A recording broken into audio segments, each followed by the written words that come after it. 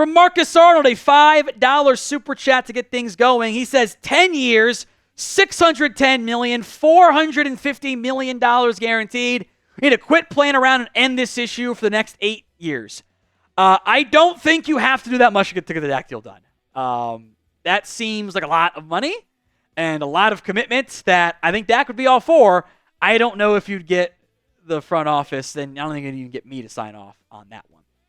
Zeno saying a super thanks. Good time to remind you guys, these questions came in as part of our Thursday live show. So this may or may not be accurate at all. We might know the answer on Dak by the time this mailbag goes out on Saturday. I really believe Dak has gone for the season. He won MVP in the Super Bowl. I just don't see Jerry Jones paying the money.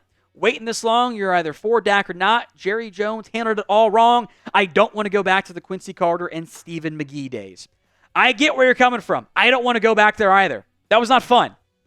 You are more likely to find a Stephen McGee than you are a Dak Prescott, since you tried to draft Paxton Lynch and Connor Cook first.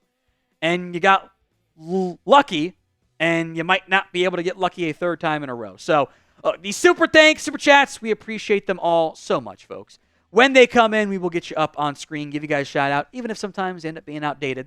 Happens. That's part of the nature of sports media. Get your super thanks in, edit your message with the little heart, $sign icon, edit whatever you want to send in. Even if it is Tom, you suck, we will give you a shout out on the show. The Lunatic, Clarence Hill said Diggs may travel with Coop. Thoughts?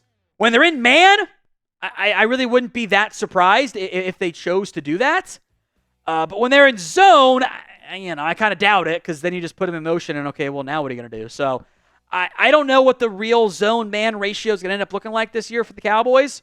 Probably they'll be able to do some more like matching stuff, which I actually think is very valuable to do here. But I think when they are in actual man coverage, I would assume Diggs is on Amari Cooper. I think that just makes sense for Dallas. I don't want to put Kalen Carson on Amari Cooper 8 times. That seems like a bad idea. Ecuador man AOG, not playing the Giants. Cowboys always lose game 1. A lot of that has happened, yes. I'm also glad you're not playing the Giants. I'm tired of week 1 Giants games. That's you got to mix it up a little bit more frequently there. So, Ecuador man, Browns are favored for a reason. And I don't think you'd be crazy to say the Browns end up winning this game. All right, from Taylor Slow. Will Guyton and Cooper Beebe make the ground game better this year? Maybe. I also don't think it's going to be a instantaneous thing. I think it's going to take time. I think there'll be games it looks better, and then probably a game where they struggle a little bit. Progression isn't always linear. You have ups and downs, right? It's not a straight direct line. It's that up and down wavy line that hopefully goes up by the end of the year. So I think they can make the offensive line better, the ground game better. There is risk involved with that. We do have to acknowledge that. Thank you, Taylor. What is your confidence level in the Cowboys' offensive line? Scale it for me from 1 to 10. It's 1 on the low end, 10 on the high end. What is your confidence level right now in this Dallas Cowboys offensive line? Brian Perry, will the Cowboys use Cooks? I think so. I'd be a little surprised if they didn't use him and didn't get him more involved. I think more of what you saw down the stretch last season as opposed to the early games where he just kind of wasn't really being involved. And I think that's more along the lines of what to expect. Logical LB, this one's a little bit mean. Did Mazi put on weights, or did McCarthy and Mike Zimmer eat all his food? Mazi is back up adding weights. I think that's still going to be an overall work in progress because he's coming back from the rehab and everything. Like, that's how it's going to be. I just want to see Mazi Smith be better this year. That's all I'm asking for. Be a better player than what he was last season. Look like a real NFL rotation piece, and we'll be back on the upward direction there. From Zeno, can't the Cowboys just use Ezekiel Elliott how the Steelers used Jerome Bettis at the end of his career? Zeke still has the strength to push through. Look, if you're giving Ezekiel Elliott 110 carries and he has 338 yards, that's 6 yards, that's probably bad. I think let's tie these two in. This is good. Let's tie these two in. Because Cooper Amari, that's what you did there. What is a good year for Zeke? I don't think we should necessarily get caught up on just the average yards per carry. Because if they do deploy him in a bust type of way where, hey, he's going to get short yardage stuff only, there's a scenario where, he got 3.5 yards per carry, but if his success rate was, above 40%, okay, that's probably fine. Now, if he's getting, 246 carries and he's not to 900 yards, that's bad. So how he gets deployed has a direct correlation on if it's a good year or not for Ezekiel Elliott. So I will pay a lot more attention to Zeke specifically with stuff like success rate, factoring in the context of the play, the down and distance stuff, than I will, other backs who are going to be more involved trying to get explosive plays. If you're trying to get Zeke explosive plays, it's probably bad. But if you're just trying to get short yardage stuff, I think it can still be effective there. It comes down to what's asked of him. We'll see how that plays out. How many touchdowns this year for Ezekiel Elliott in 2024? Let me know in the comment section of today's show.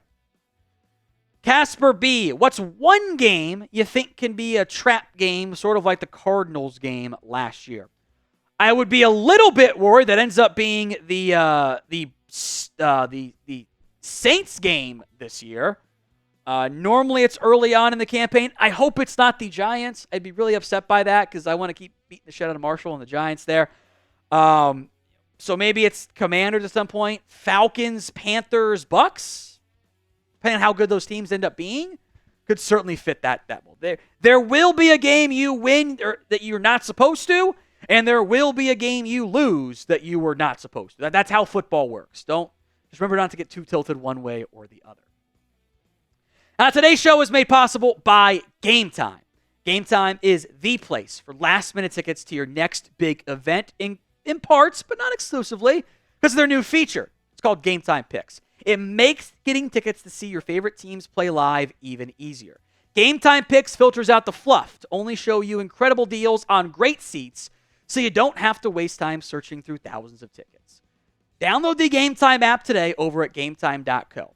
Once you do that, go to the profile section, bottom right, you'll see a redeem code option. Once you get there, plug in CHATSPORTS,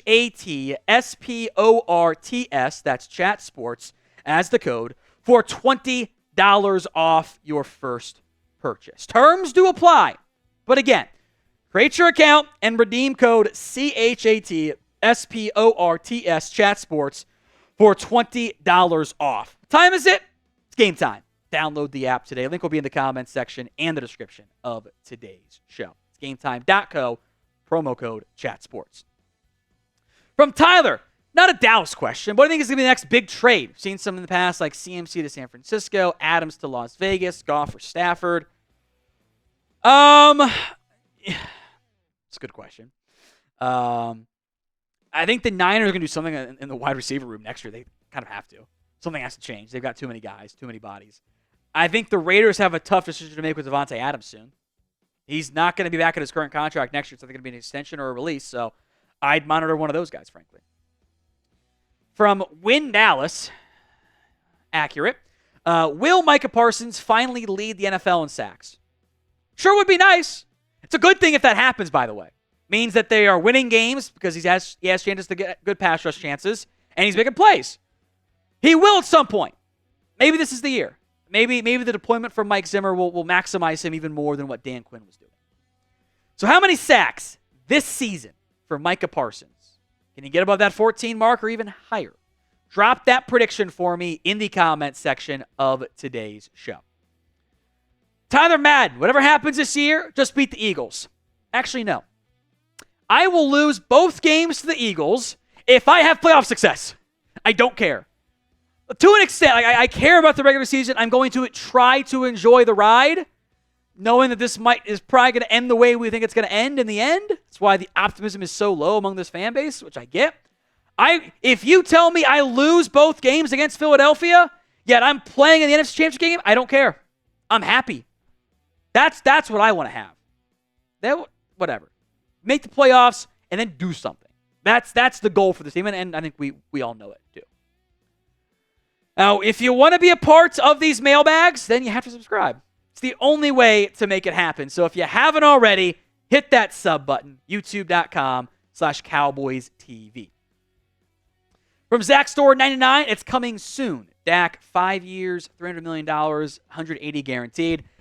We'll see how it plays out, Zach Store. Again, we're filming this on our Thursday live show. Maybe we know, maybe we don't by the time this mailbag ends up going out. But I would like to have a decision.